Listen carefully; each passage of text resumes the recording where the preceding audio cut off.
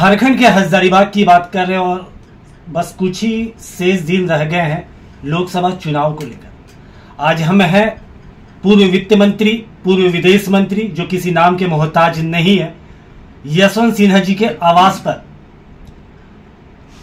Sir, सबसे पहले तो आवाज हंसी टीवी में आपका स्वागत है। चुनाव के शेष दिन बचे, क्या कुछ कहेंगे? नहीं, बहुत ही रोचक चुनाव है।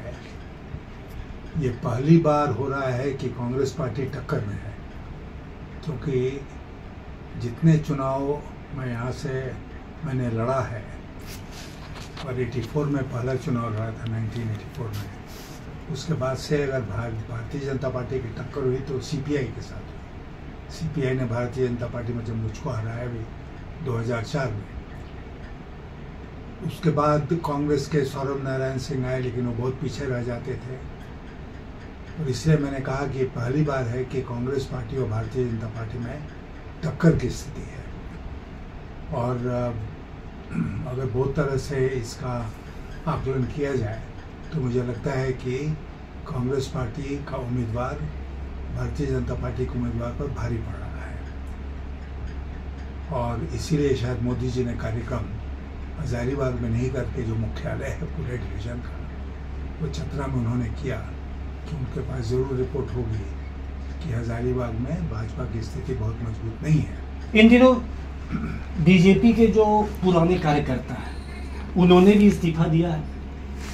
दूसरी ओर लोगों का कहना है कि उनके व्यक्तिगत ये लोग थे। इस किस एंगल से देखिए, हम एक ही बात कहेंगे इसमें, जब से बाबूलाल मरांडी भारतीय जनता पार्टी के प्रदेश अध्यक्ष बने हैं, तब से भारतीय जनता पार्टी का पूरी तरह से जेवीएम करण हो गया है।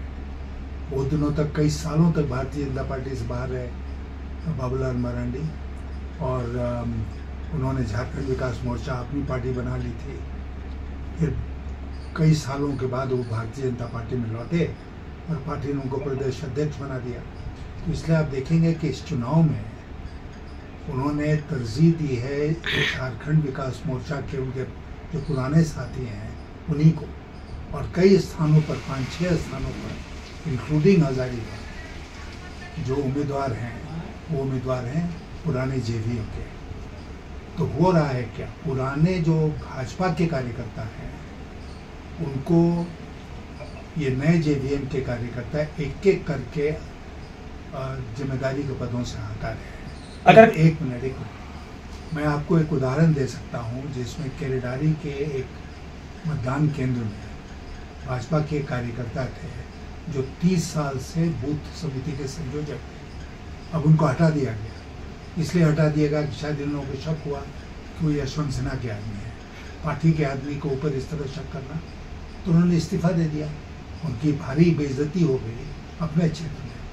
ये कारण है कि आज बड़ी संख्या में भारतीय जनता पार्टी के लोग भाजपा छोड़कर अलग हो रहे हैं। कारण है झारखंड विकास मोर्चा भारतीय जनता पार्टी के ऊपर हावी। कांग्रेस के प्रत्याशी के अपने रिलेटिव्स, रिश्तेदार कल ही एक बीजेपी में शामिल है। किस एंगल से देखिए? कोई एंगल नहीं है उसमें, उनका कोई फॉलोइंग नहीं है, और रिलेटिव कोई किसी का हो जाए तो कोई फर्क नहीं पड़ता है। एक रिलेटिव, एक ही परिवार के लोग 2-3 दलों में रहते हैं। तो ये महाशय जो हैं बहुत निराश थे, हमसे भी उन्होंने संपर्क किया, लेकिन मैं नहीं समझता हूँ कि उनके पास कोई इस तरह का वजूद बचा है जिससे कि वो चुनाव को प्रभावित कर सके। और आपने देखा होगा मीडिया में हेडलाइन क्या था? मीडिया में हेडलाइन था, जेपी पटेल के रिश्तेमंद।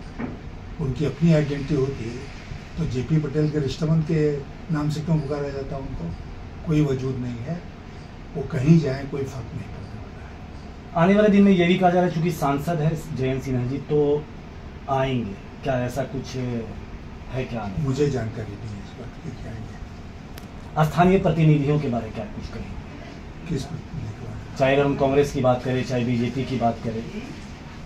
देखिए, बीजेपी के जो उम्मीदवार हैं उनके बारे में खुद उन्होंने भी बड़ी सारी बातें कही हैं, हमने भी कही हैं और लोगों ने भी कही हैं। उन्होंने खुद कहा कि हम 4 पीढ़ियों से व्यापार कर रहे हैं।